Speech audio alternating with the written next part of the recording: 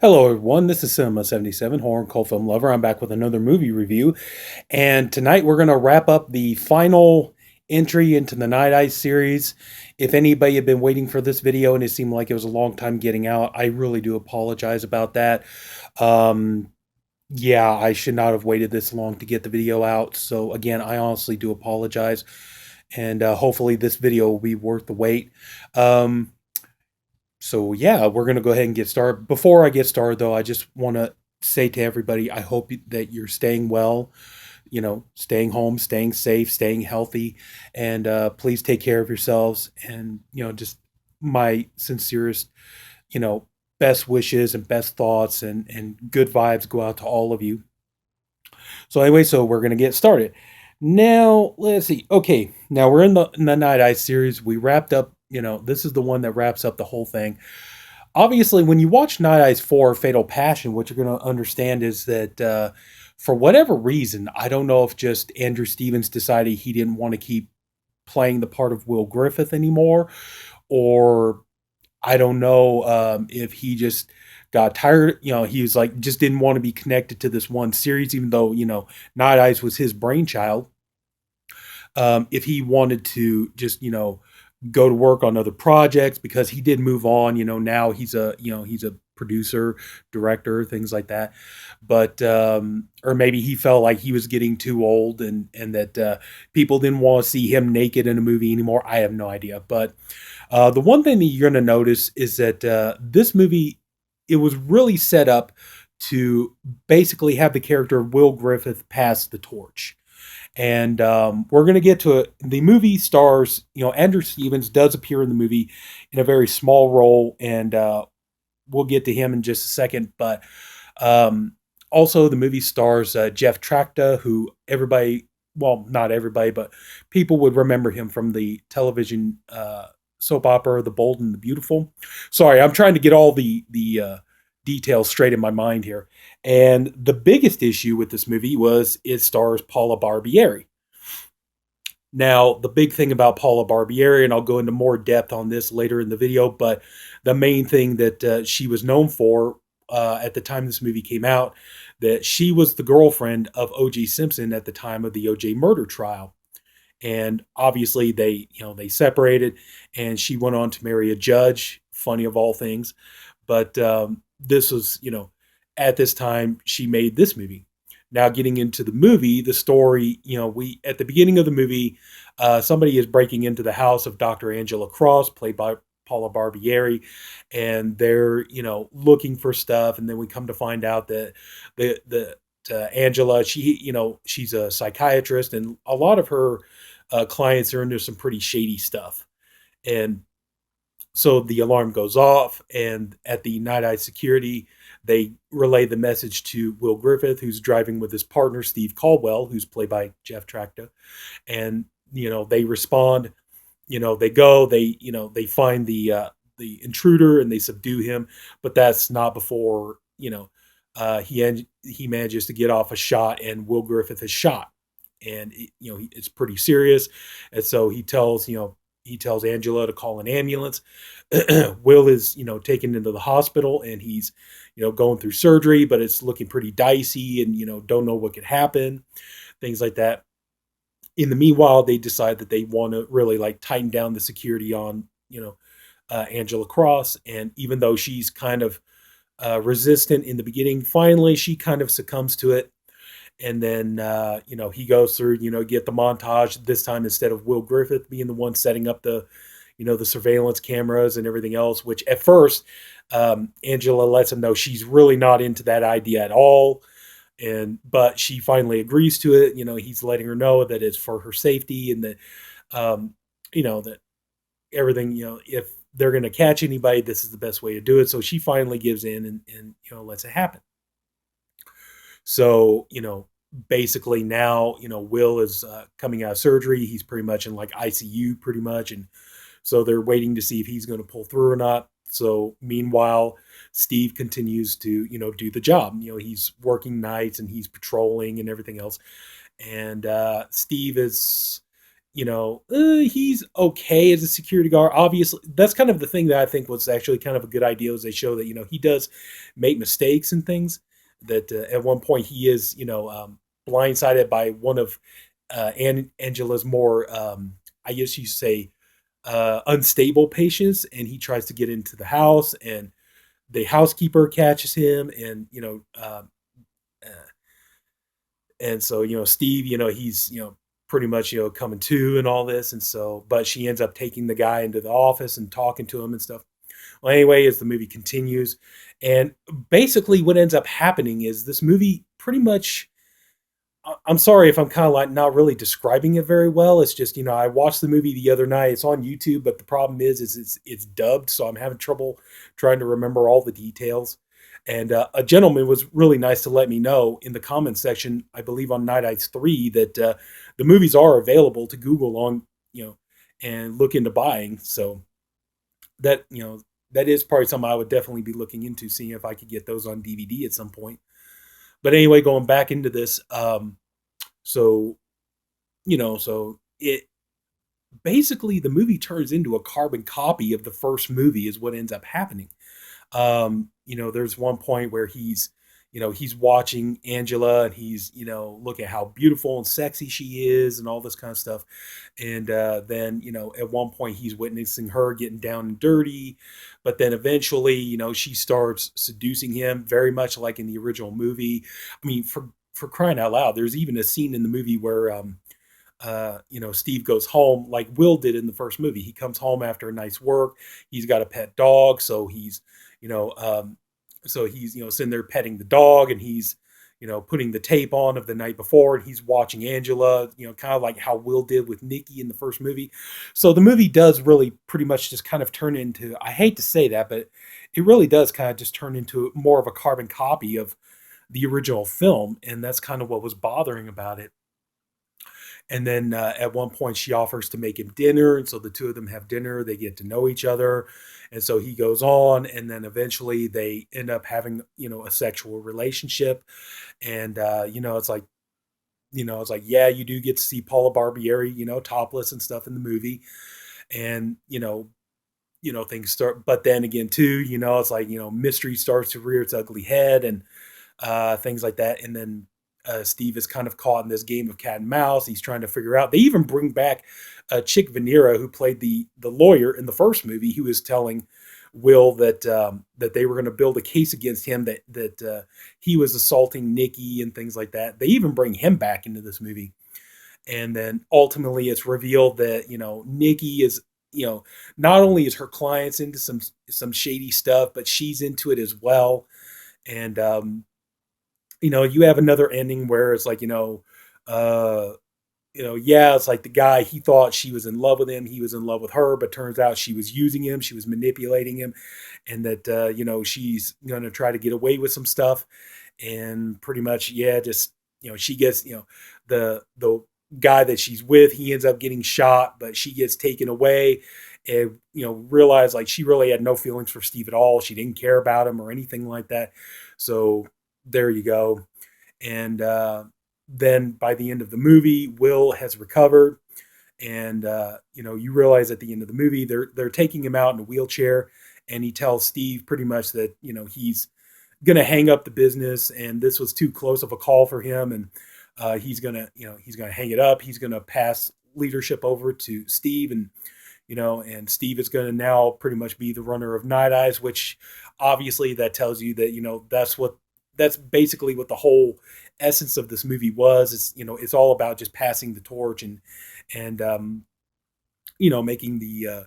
making the movie now start be about this character. But, Stevens might be still on as maybe like a director or producer in that capacity. Maybe he'd still be on as a writer, but that would be about it. And that's kind of the interesting thing, is that Stevens is on the movie as a producer, but this is the one, Night Eyes, he didn't write. He didn't write the script. He didn't co-write it. He didn't create the story or anything like that, like he's been known to do on the three previously films. But yeah, but just the movie just did not. I think it was pretty much DOA on arrival, and it didn't work. I think a lot of people just didn't really want a new series of movies, especially, I mean, people would say like this is kind of akin to like how Star Wars is working now, where it's you're starting over. It's a case of the old guard, passing the torch over to the new guard, and but it's almost beat for beat the same movie as the first movie was, and it's just too following it too closely and things like that. And I think a lot of people just didn't really want that. They didn't want to. They didn't want to have to start all over again. They didn't want more sequels that were basically just going to be a redo of the previous sequels. And also, too, this was another case of just the eroticism in the movie is not particularly erotic. It's like Paula Barbieri is topless and nude in scenes, but at the same time, it's like I'm going to get into this, but I think a lot of people just didn't care. They didn't want to put their money into this movie, which is why I think it failed. That all being said, though, now, like I said, a number of years have passed, and it's like if Stevens really wanted to, he could reboot this if he wanted to. I don't know how much of an audience there would be for it, but if he wanted to, especially nowadays, it would be interesting for him to reboot the series, especially now with the advances in technology, especially security technology. They could do it as keep the eroticism in it because that's what was the selling point of these movies to begin with. But also, you can make them very technical thrillers and things like that. You could come up with all different kinds of stories, but that's his decision. It's his series. I would just say if he wanted to do that, he could reboot that and start a new series if he wanted to. But here's the thing: do not get a woman who don't make your lead actress a woman who her claim to fame was being the girlfriend of a suspected murderer. Don't do that. Just maybe get like this beautiful model actress or something. Just find somebody somebody with not just looks but talent too, because that's another part of the problem with this movie was that personally, like Paula Barbieri, just her acting is it's just so bland. There's just not really anything to it. And I mean, I swear to God, her whole performance, it feels like she's doing the whole movie like she's on Prozac. I don't know, maybe she was because this was around the time of the OJ trials when this was made and everything, so maybe she was doped up the entire time. Who knows? But just her, the acting just wasn't there. She didn't really seem to convey any emotions. Like I said, she just kind of looked like she was in this dreamy kind of dope state most of the time. And but I think ultimately that's pretty much what the final nail in the coffin was for this movie, and maybe for the series entire. I don't know. I can't say that for certain, but that was a lot of the problem. Now, before this, a couple of years before all this happened, she, did an episode of Red Shoe Diaries, and she was, she actually did a fairly decent job acting in that. And, but the thing was, and that's the thing, this kind of goes when, you talk about actresses and stuff. Maybe the director just, wasn't really an actor's director. I don't know. That's possible. I'm not trying to, lay blame, but I mean, okay, like what I said a little while ago about Star Wars. Okay, look at like, the new Star Wars movies, and you hear people all the time talking about what a horrible actor John Boyega is. He's terrible. He's horrible. The character he plays is garbage, and he's just there to be the comic relief. I mean, you hear so many people bash the guy, saying he's a terrible actor and things like that. But if you want to see John Boyega in a lead role where he does a great job as an actor, watch Attack the Block. He's really genuinely very good in that movie, and he's the lead in the movie, and he plays a good character in there, and he shows acting ability. And I think the same can be said for Daisy Ridley. A lot of people have said, like, oh my God, Daisy Ridley, oh my God, this girl couldn't act her way out of a paper bag, and oh my gosh, she's just so terrible in these movies and everything. Go watch Murder on the Orient Express with Kenneth Branagh and Johnny Depp. She's in that movie, and she gives a great performance, and she's really good in there. And she conveys emotion and things like that, and she does a good job. So it's like and Adam Driver. We all know Adam Driver's definitely not a bad actor. It's like the character in the Star Wars movies they gave him isn't very good, but then shit, look at a lot of these movies. He won. Or he didn't win, but he was nominated for Best Supporting Actor for Black Klansman. He was nominated for Best Actor for Marriage Story. So it's not necessarily the actors; it's the you need directors who are kind of actors, directors, so, but anyway, getting back to this, like I said, she just doesn't give a particularly inspired performance, and while she's good looking, but like I said, here's the problem. Just, nobody really wanted, I think if you'd gotten another actress for the role of Dr. Angela Cross, I think you would have done a lot better job. Maybe the movie could have still survived. Maybe if they just gotten. See, that's the thing. Okay, like in Night Eyes 3, you had, Andrew Stevens put in both Shannon and Tracy Tweed. He could have just said, you know what, we'll put Shannon in one movie, and then the next movie, we could give that to Tracy as an example. Tracy could be the lead in the next movie or something, or there were plenty of other actresses doing these kind of movies at the time. There was, like Sherry Shattuck and oh my God, I can't even name all of them. But anyway, they could have gotten somebody else, is all I'm saying. And I think also too, that's something that really hurt this movie as well, was that just just you ended up getting this woman who, like I said, her claim to fame pretty much is that she's a she was the girlfriend of a suspected murderer. The whole OJ trial was going and everything else. And then one thing a lot of people noticed that it disturbed a lot of people and they hated it and spoke out against it was the fact that, during the OJ trial and even after the OJ trial, people who were connected with it seemed like they were trying to profit off of this whole thing. And Paula Barbieri came off as one of those people. It looked like she was really trying to profit off of the Simpson murder trial. And like Kato Kalin, he was notorious for that. All of a sudden, Kato Kalin, turned out he was a house guest of OJ's at the time, and all of a sudden, now he's starting to get movie deals and all this kind of stuff, and people are starting to pay attention to him and everything. And it's not because the guy has any real talent or anything; it's because he was connected to this case. And I believe a lot of people felt the same way about Paula Barbieri.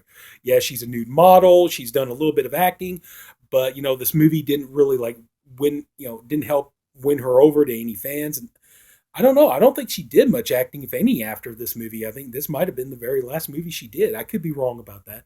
I should have looked that up. But I think that that really was the biggest mistake that they could have made.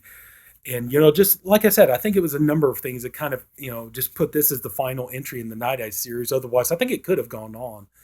Like I said, but, just like, putting Paula Barbieri in there, that was a bad idea.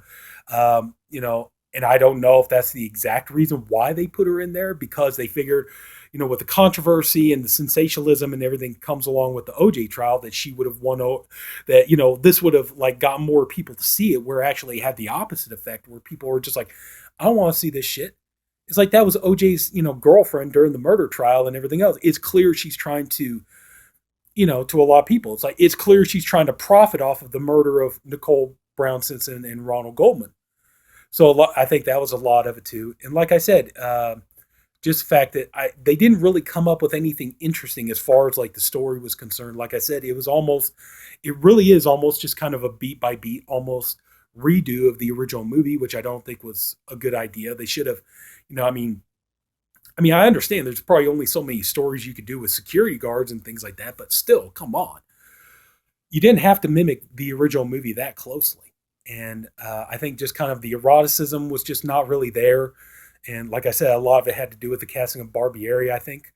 But, maybe they gotten like like I said, they could have gotten like Tracy Tweed. They could have gotten somebody like Sherry Shattuck or somebody else. They could have gotten anybody else to do that. And I think the movie would have been a little bit better, and it might have continued the series for a little bit longer. But I just think it was kind of like a combination of all those influences. The casting of Barbieri, just rehashing the first movie, the eroticism scenes not being particularly erotic, just all those, and then like I said, just kind of like the whole, maybe just a lot of people weren't interested in the character of Steve Caldwell. That was kind of the thing. It's like because Stevens was writer on the first three movies. He either wrote them or co-wrote them or created the story or something. I think he tried to really try to make. I think he tried to make Will Griffith more of a really interesting character, but Steve Caldwell is just he's just kind of there. There's not really much to him, but that's just my opinion. But anyway, I'm really sorry, guys. Like I said, I tried watching the movie again to try to get a better understanding of it. I hadn't seen it in a long time. And just, all I was able to find was a dub version. So I just had to try to piece together what I could figure out of that. I'm sorry I couldn't really go more in depth on the movie. Not to mention, too, I think the version I watched was edited, so you didn't really see much. So I couldn't really give you much on that. So But even still, I don't remember it being like, I don't remember the eroticism scene standing out in any way. I mean, like one scene that was really good was in Night Eyes 2 was the sexy scene in the bookstore between Shannon Tweed and Andrew Stevens, where they're doing this kind of seductive thing in a bookstore and everything, where they're kind of, doing this kind of foreplay thing. That was kind of erotic. That was good. And that was cool. But this movie just kind of really didn't have anything to, really spark anything. So, but anyway, like I said, I was like, I doubt he ever will, but it's like, hey, Andrew Stevens, if you ever watch this video, take that in consideration. I mean, maybe now's the time to reboot the series. Make it, with the advances of security technology and things like that, you can make a really interesting reboot of it. And not to mention too, it's like, you can get, just don't hire women that were girlfriends of murder suspects to be the lead woman in your movie. I think you'd be fine. So, but there's a lot of models out there, actresses and stuff. They'd probably be game for it, so who knows? But anyway, that's going to pretty much do it. Again, I'm sorry. It probably wasn't my best review. I admit that. But if anybody did enjoy the video, I hope you did. And if you did, please like. If you haven't already, please subscribe to the channel. There'll be more videos. Again, also, too, I'm sorry this video took so long to get out. I promise, try to get more on that, get more on my game. And so, that's it. Everybody take care. Have a good night. Stay safe. Bye-bye.